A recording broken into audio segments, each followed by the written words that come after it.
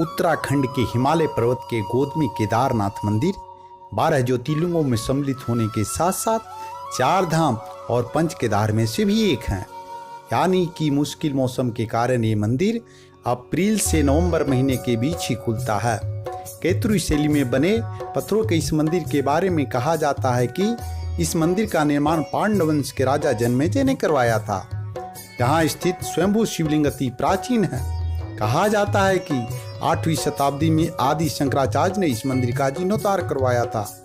जून 2013 के बाद भारत के उत्तराखंड और हिमाचल प्रदेश के राज्यों में अचानक बाढ़ आई और भूस्खलन से केदारनाथ अधिक प्रभावित रहा।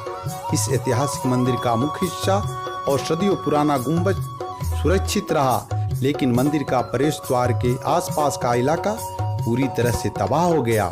केदारनाथ मंदिर समुद्र तल से 11,755 फीट की ऊंचाई पर स्थित है। दोस्तों, अब जान लेते हैं कि किस तरह 400 सालों तक केदारनाथ मंदिर बर्फ में दबा रहा और इसका इस मंदिर पर क्या असर पड़ा। वैज्ञानिकों के अनुसार केदारनाथ मंदिर 400 सालों तक बर्फ में दबा रहा, फिर भी इस मंदिर को कुछ नहीं हुआ। इसलिए 2013 में आई जल प्रलय के दौरान इस मंदिर को सुरक्षित रह जाने से वैज्ञानिकों को कोई हैरानी नहीं हुई। देहरादून के वाडिया इंस्टीट्यूट के हिमालयन जूलॉजिकल वैज्ञानिक विजय जोशी ने कहा कि 400 साल तक केदारनाथ मंदिर के बर्फ के अंदर दबे रहने के बावजूद ये मंदिर सुरक्षित रहा, लेकिन जब बर्फ पीछे हटी तो इसके निशान मंदिर में मौजूद थे, जिसके वैज्ञानिकों ने स्टडी की। इस आधार पर ये पता लगाया गया ये मंदिर 400 सालों तक बर्फ में दबा हुआ था। जोशी कहते हैं कि 13वीं से 17वीं शताब्दी तक यानी 400 सालों तक एक छोटा हिमयुग आया था, जिसमें हिमालय के एक बड़ा क्षेत्र बर्फ के अंदर दब गया था। पहले माना जाता था कि मंदिर ग्लेशियर के अंदर है, लेकिन रिसर्च से पता चला कि ये मंदिर ग्लेशियर के अंदर नहीं बल्कि बर्फ में ही दबा हुआ था। वैज्ञानिकों के अनुसार मंदिर के दीवारों और पत्थरों पर आज भी इसके निशान हैं। ये निशान ग्लेशियर के रगड़ से बने हैं। ग्लेशियर हर वक्त खिसकते रहते हैं। ये न सिर्फ खिसकते हैं बल्कि उनका वजन भी होता है और साथ ही कई चट्टानें भी उनके साथ होते हैं, जिसके कारण उनके मार्ग में आई हर वस्तु रगड़ खाती हुई चली जाती है। जब 400 साल तक मंदिर बर्फ में दबा रहा होगा तो सोचिए मंदिर में ग्लेशियर के बल और पत्थरों को रगड़ों को कितना झेला होगा। वैज्ञानिकों के अनुसार मंदिर के अंदर भी इसके निशान दिखाई देते हैं। बाहर की ओर की दीवारों पर पत्थरों के रगड़ दिखती है।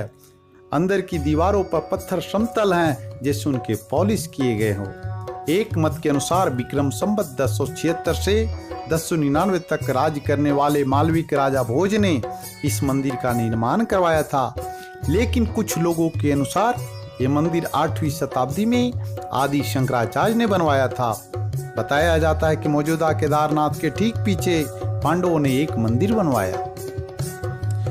मंदिर वक्त के थपेड़ों का मार नहीं झेल सका, यानी छोटे हिमयुग के दौरान जो 13वीं शताब्दी में शुरू हुआ था उससे पहले ये मंदिर बन चुका था।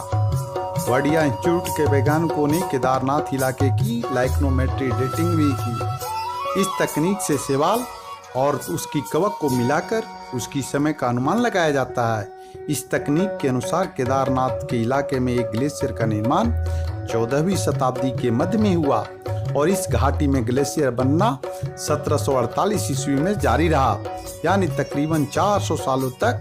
जोशी ने कहा कि सबसे बड़ी बात हुई ये कि लाखों साल पहले चोराबेरी ग्लेशियर को हटने से केदारनाथ घाटी बनी। जब ग्लेशियर पीछे हटते हैं तो वे रोड रोलर की तरह अपने नीचे की सारी चट्टानों को पीस देते हैं और साथ में बड़ी बड़ी चट्टानों के टुकड़े छोड़ जाते हैं। जोशी कहते हैं ऐसी जगहों पर मंदिर बनाना इंजीनियर का एक अद्भुत नमूना है। उन्होंने एक ऐसी जगह और एक ऐसा मंदिर बनवाया कि आज तक उसे कुछ नुकसान नहीं हुआ। वैज्ञानिक डॉक्टर आर के डोभाल इस बात को मानते हैं कि मंदिर बहुत ही मजबूती से बनाया गया है। केदारनाथ मंदिर 85 फीट ऊंचा, 187 फीट लंबा और 80 फीट चौड़ा है। इसकी दीवारें 12 फीट मोटी बेहद मजबूत पत्थर से बनाई गई है। मंदिर को 6 फीट ऊंचे चबूतरे पर खड़ा किया गया है। ये भी एक हैरान करने वाली बात है। इतने भारी भरकम पत्थरों को इतनी ऊंचाई पर लाकर और तराश कर कैसे मंदिर की शक्ल दी गई होगी। जानकारों का मानना है कि पत्थरों को एक दूसरे से जोड़ने के लिए इंटरलॉकिंग तकनीक का इस्तेमाल किया गया। इसी वजह से मंदिर एक भूकंपरोधी इमारत में तब्दील हो गया। ये मजबूती और तकनीक ही मंदिर को नदी को बीचों बीच खड़े रहने में कामयाब हुई। दोस्तों, यदि हमारा ये वीडियो अच्छा लगा तो आप इस वीडियो को लाइक करें, शेयर करें और आप अपना राय हमें कमेंट बॉक्स में जरूर दें। भगवान भोलेनाथ की कृपा सभी भक्तों पर बनी रहे। एक बार बोले बाबा केदारनाथ की जय।